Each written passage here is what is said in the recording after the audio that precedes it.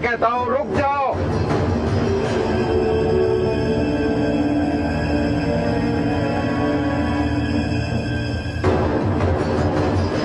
नहीं कुलकर्णी साहब, आपका खेल खत्म हो चुका है।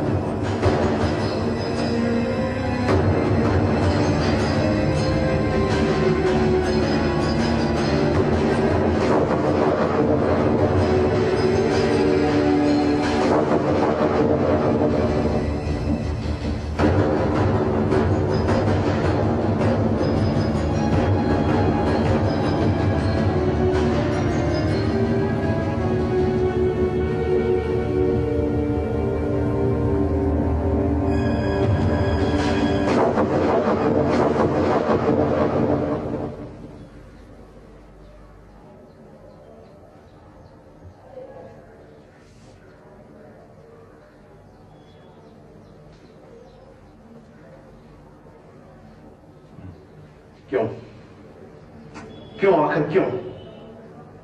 जवाब दीजिए कुलकर्णी साहब, आखिर क्या वजह थी? आखिर क्या वजह थी कि आपने ये कत्ल किया? मैं आपसे पूछ रहा हूं कुलकर्णी साहब, मैं आपसे पूछ रहा हूं। कुलकर्णी साहब, ये वो देश है जहां पर बाप अपनी बेटी की डोली उठवाता है और आपने अपने ही दामाद का कत्ल कर दिया। किस तरह के बाप हैं आप? जवाब दीजिए, क्यों किया आपने ऐसा? बताइए। बस गोपी, इन्हें समझने की कोशिश करो। तुमने इस देश की बात तो की लेकिन पूरी नहीं की। ये वो देश भी तो है जहां गुर्बत है, बेकारी है, मजबूरियां हैं, बड़े बड़े परिवार हैं। परिवारों में प्रेम तो है लेकिन कमाऊ सदस्य सिर्फ एक है और भविष्य के डर हैं, भविष्य के डर हैं। डर है, बहुत डर है। मेरे छोटे छोटे 3 बच्चे, मेरी बूढ़ी पत्नी और मेरी अपनी बेटा है। घर में एक ही कमो बेटी मेरी। अगर वो चली जाती तो मेरे बच्चे भूखे मर जाते, मेरी पत्नी भूखी मर जाती और मैं भूखा मर जाता।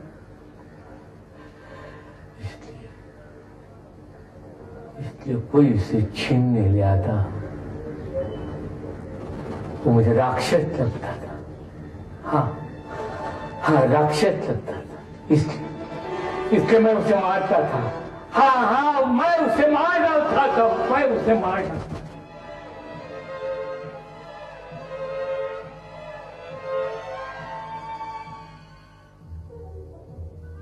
तो अशोक चोपड़ा का खून आप ही ने किया? जी हाँ, मैंने किया। मैंने उसे बुलाया ग्रीन पार्क।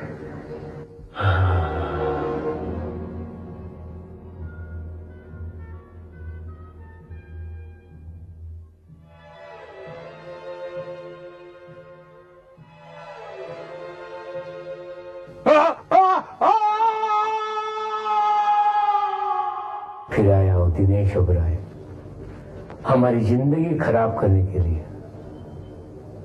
मैंने रश्मि को बहुत समझाया लेकिन वो समझी नहीं। परिवार मेरा नहीं, उनका भी तो था। ये दिनेश ओबराय मुझे दूसरा राक्षस लगने लगा। मैंने रश्मि के नाम से उसे खत लिखा और उसे भी ग्रीन पार्क बुलाया।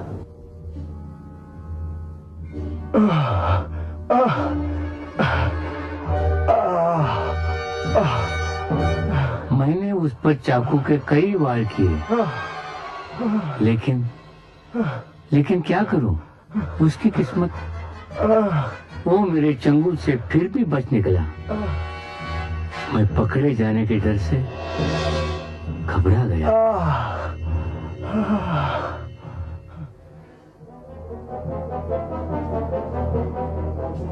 उसने मेरा चेहरा देख लिया था, वो मुझे बेनकाब कर सकता था।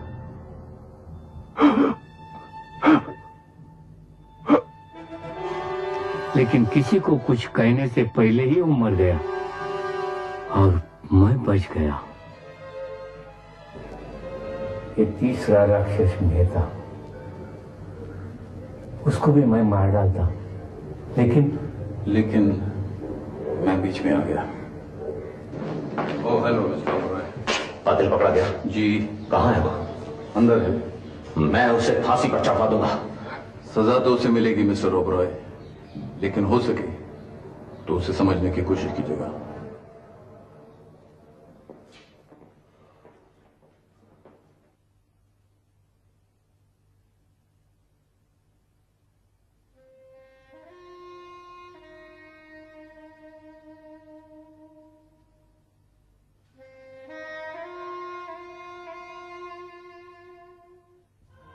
सैम, सैम, तुम्हें कैसे पता लगा कि कुलकर्णी साहब ही कातिल है? कुलकर्णी ने कहा था कि रश्मि मंगलिक है। हाँ। और मोहल्ले में ये अफवाह फैला रखी थी, तो मुझे ख्याल आया क्यों ना इस बात की तहकीकात कर ली जाए। इसीलिए तुम मंदिर गए थे और पुजारी से पूछताछ की थी। और पुजारी ने कहा कि रश्मि मंगलिक नहीं है, तो क्यों कुलकर्णी ने झूठ बोला, क्यों अफवाह फैलाई? मुझे शक हुआ। लेकिन मेरी समझ में नहीं आता कि कुलकर्णी ने अगर अचानक वो चिट्ठी मैंने तुम्हारे जरिए कुलकर्णी को भेजी थी, याद है? हाँ। मैंने लिखा था कि मेहता रश्मि के साथ 24 घंटे के अंदर अंदर शादी करने वाला है। और भेजने वाले का नाम? एक अनजान गुमनाम शुभ चिंतक। कुलकर्णी झांसे में आ गया और उसने झट से अपनी चाल चली और मेहता को बाकियों की तरह ग्रीन पार्क में बुलाया। वो ठीक है, लेकिन एक बात मेरी समझ में नहीं आती कि जिस दिन हम रश्मि के दफ्तर के बाहर गए थे, हाँ। उस मोटी लड़की ने हमें एक चिट्ठी दिखाई थी। हाँ। उस चिट्ठी में उसने कहा था कि ये रश्मि की है, लेकिन वो हैंडराइटिंग रश्मि की नहीं थी। तो किसकी थी? कुलकर्णी की। देखो तुम्हें कैसे पता कि वो कुलकर्णी की थी? जिस दिन हम कुलकर्णी के घर गए थे, वो अपने बेटे को पढ़ा रहे थे ब्लैक बोर्ड पर लिखकर। वो हैंडराइटिंग और ये हैंडराइटिंग एक ही थी। हाँ। तो कातिल अपनी लिखावट से पकड़ा गया। Sam. Yes Gopi. You are Sam. Oh Gopi, I am obliged.